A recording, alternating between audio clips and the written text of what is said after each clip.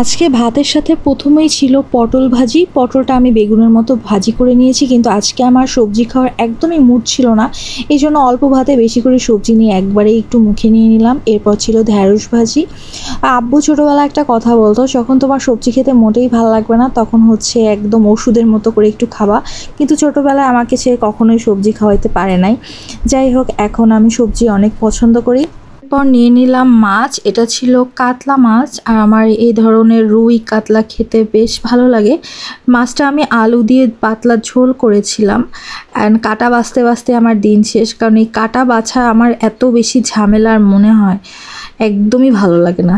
যাই হোক, কাটাটা বেছে খাওয়া দাওয়া শেষ করছিলাম। আর এই যে মাছের যে পেটির অংশটা, এটা যে আমার এত পরিমাণ ভালো লাগে, একদম নরম, একদম তেল তেলে থাকে। তো এটা খাওয়া শেষ করে মনে হলো যে একটু দুধ ভাত খাই। তো আজকে হচ্ছে দুধ ভাত খেলাম, কারণ মাছ খেয়ে একদমই গলা ধরে গিয়েছিল, প্রচুর পরিমাণ তেল যেহেতু পেটিতে ছিল। তো আলহামদুলিল্লাহ, এই ছিল আজকে আমার দুপুরের খাবার।